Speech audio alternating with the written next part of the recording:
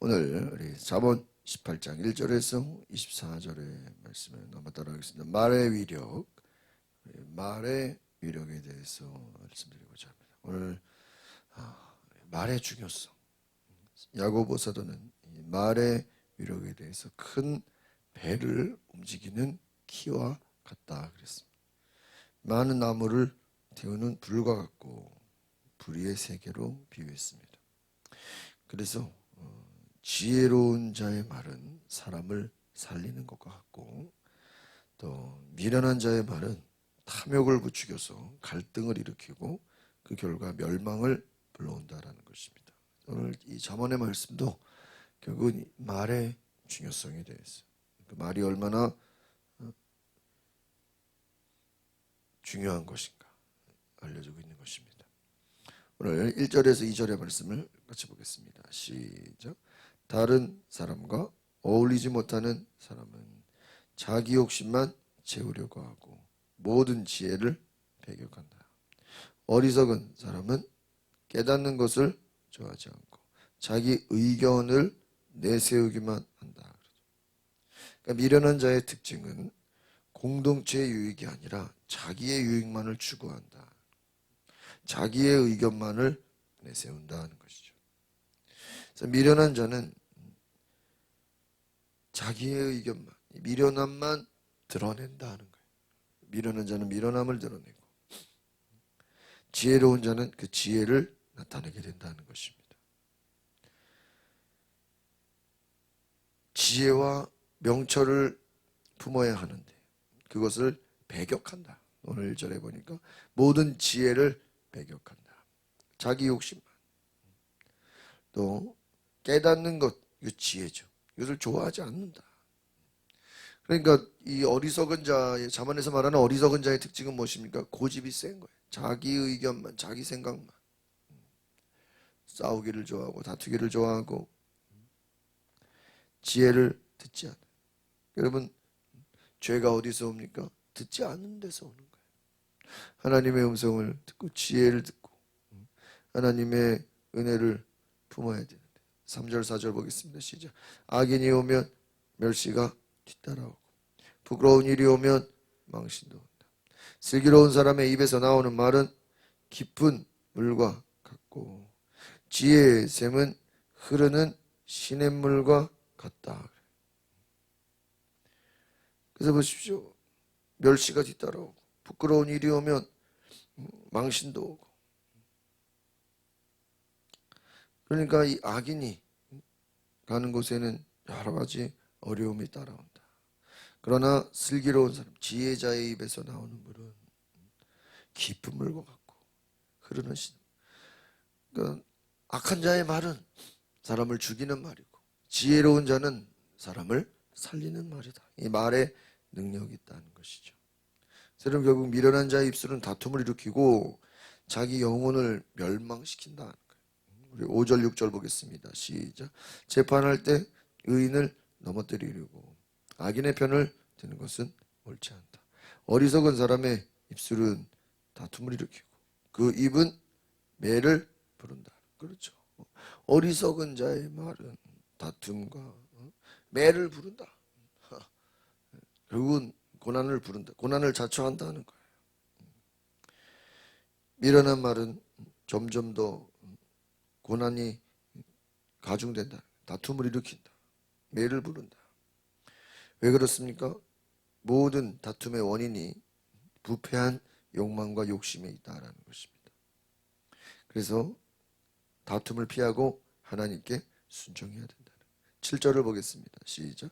어리석은 사람의 입은 자기를 멸망하게 하고 그 입술은 그 영혼에 덫이 된다. 그렇습니다. 자기 영혼에 덫이 되고 자기를 어떻게 돼요? 멸망하게 한다. 멸망에 빠지는 것이죠. 그래서 모든 것이 하나님 안에 우리가 어리석은 사람에서 벗어나는 그러한 은혜가 있기를 바랍니다. 8절 9절 봅니다. 시작. 남의 말을 하는 것은 맛있는 음식과 같아서 사람의 뱃속 깊이 내려간다. 자기의 일을 게으리하는 사람은 이를 망치는 사람의 형제다. 또 10절 여호와의 이름은 견고한 망대이 의인이 거기로 달려가면 안전하다. 하나님의 이름은 견고한 망대와 같다는 것입니다.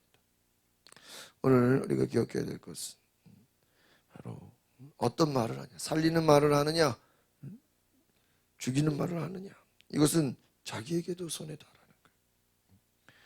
그렇습니다. 바로 우리가 하나님의 하나님으로부터 나오는 지혜를 말하고 영혼을 살리고 사람을 살리는 말을 할 수 있기를 바랍니다. 무익한 말을 하지 말라. 욕심을 따라가지 말라. 10절 같이 11절 12절 보겠습니다. 시작. 부자의 재물은 견고한 성과 같으니 그는 그것을 마치 높은 성벽인 것처럼 여긴다. 사람의 마음이 교만하면 파멸이 뒤따르지만 겸손하면 영광이 뒤따르. 그렇습니다. 바로 이 어리석은 자의 특징은 무엇입니까? 교만합니다. 이 교만함은 무엇입니까? 자기 욕심만 채우고 자기 주장만 하고 사람을 넘어뜨리고 다툼을 일으키고 이것이 뭐예요? 교만한 마음이다. 자기밖에 모르는 마음. 고집이 센 것이죠. 누구의 말을 들으려고 하죠. 깨닫지 않는 거예요. 들으려고 해요. 듣지 않는 것이. 지혜를 뭐라 그랬어요? 보니까 지혜를 배격한다. 모든 지혜를 하나님을 배격하고 하나님 듣지 않고 자기 뜻대로 자기 생각대로 살려고 하는 자를 말하는 것입니다. 오늘 우리 가운데 겸손하는 애가 있기를 바랍니다. 13절 14절 시작. 듣기도 전에 대답하는 사람은 미련함 자체이고 망신만 당한다. 사람의 병은 정신력으로 이겨낼 수 있지만 마음이 상하면 누가 견딜 수 있겠는가. 잘 들으려고 하는 지혜가 어디서 오는 거예요? 듣는 데서 온다. 하나님의 음성, 사람들의 말을 듣고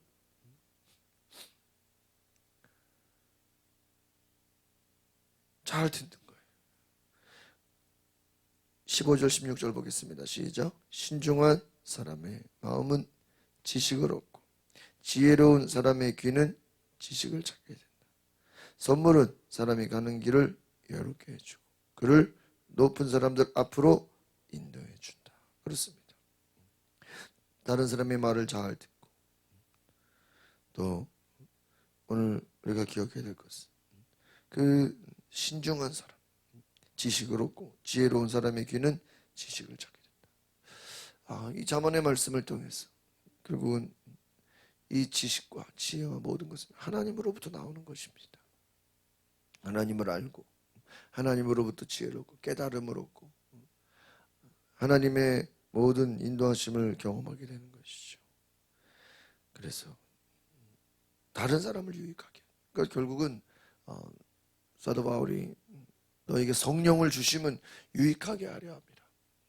성령이 오시는 것은 덕을 세우려 합니다. 이 덕이 뭐라 그러지? 교회를 세우고 공동체를 세우는 것이다. 여러분을 말미암아 공동체가 잘 되고 나로 말미암아 이웃이 잘 되고 나로 말미암아 영혼을 살리고 교회를 살리고 자기를 살리고 남을 살리는 자가 되시기를 바랍니다. 그러니까 이게 지혜로운 죄. 어리석은 자는 뭐예요? 남은 죽고 나만 살려고 하는 것이죠. 어리석은 자예요. 자주 쓰는 예화 중에 하나가 연못 안에 물고기 2마리가 살았어. 근데 이 물고기 2마리가 사이가 안 좋아. 그래가지고 이 한 마리가 병들었는데 이 옆에 있는 물고기가 병든 물고기를 보면서 좋아하는 거야. 너 병들었으니까 빨리 죽어라.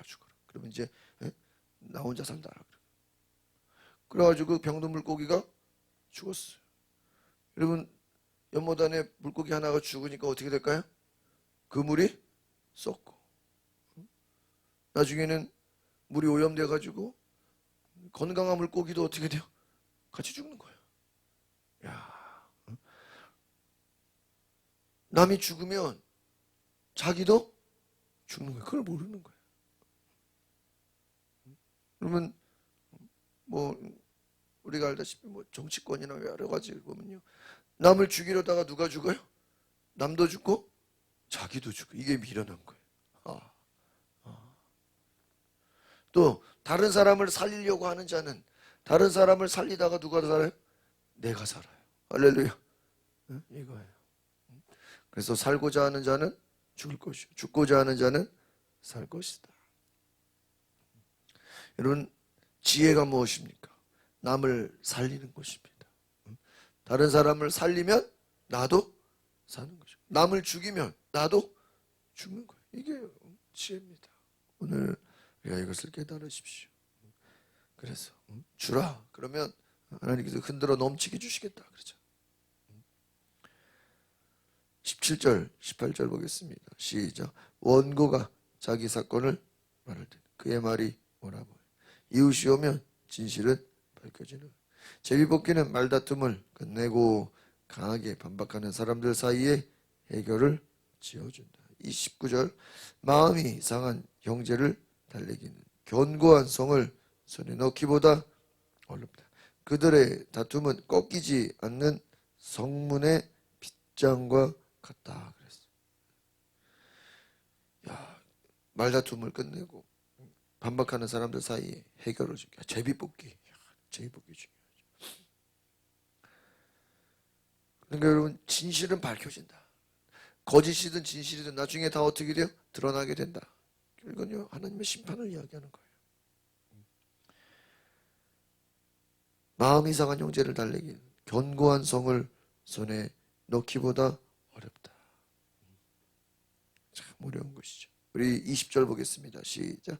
사람은 그 입에서 나오는 것으로 만족하고 그 입술에서 거두는 것으로. 이것이 말의 능력이에요.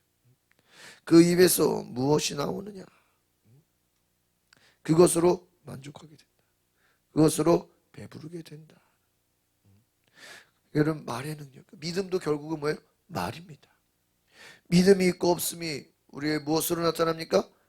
말에서 나타나는 거예요.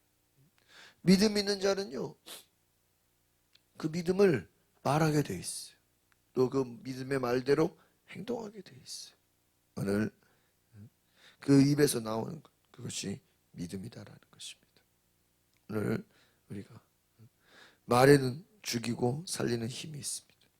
사람의 입에서 나오는 좋은 말의 열매가 되어 사람을 만족시키고, 지혜로운 자는 어떻게 말하는 것인가, 죽고 사는 것이 혀의 능력이 달려있다. 그 열매를 먹을 것이다. 무엇을 말하는가, 그 말에 대한 열매를 먹게 된다. 22절 보겠습니다. 시작. 아내를 하지 않은 사람은 좋은 것을 얻을 것이며 여호와께 은혜를 받을 것이다. 가난한 사람이 자비를 간절히 구해도 부자는 혹독하게 대답한다. 많은 친구를 가진 사람은 해를 입기도 하지만 형제보다 더 가까운 친구도 있다는 거예요. 그래서 여러분, 우리가 기억해야 될 것은 바로 더 가까운 친구, 은혜를 구하고 바로 하나님 여러분 지혜를 받아서 살리는 말, 영혼을 살리고 유익이 되는 말, 하나님 앞에 믿음으로 살아가는 그 믿음의 말을 행할 수 있기를 바랍니다. 그래서 사도 바울도 이 말에 대해서 에베소서 오직 덕을 세우고 선한 말을 하고 듣는 자에게 은혜를 끼치게 하라. 너희가 덕을 세우고 은혜를 끼치게 하고 지혜와 명철을 주고 살리는 말을 하라. 영혼을 살리는 귀한 은혜가 있기를 바랍니다. 기도하겠습니다. 거룩하신 주님, 우리가 죽고 사는 것이 혀의 능력에 달려있으니 우리가 선한 말을 하고 영혼을 살리고 겸손히 낮아지고 하나님으로부터 우리가 지혜와 명철을 얻어서 기도하며 신중하며 믿음으로 나아가는 귀한 은혜가 있게 하여 주시옵소서. 예수 그리스도의 이름으로 기도하옵나이다. 아멘. 우리 시간에 기도하실 때 하나님, 우리가 선한 말로 은혜가 되게 하소서. 하나님, 덕을 세우게 하소서. 영혼을 살리게 하소서. 우리가 하나님으로부터 지혜와 지식을 공급받고 하나님으로부터 나오는 성령의 능력으로 살아나게 하소서. 우리 다 같이 주여 한 부르고 동성으로 기도하겠습니다. 주여 성령께서 임재하소서. 주님 우리 가운데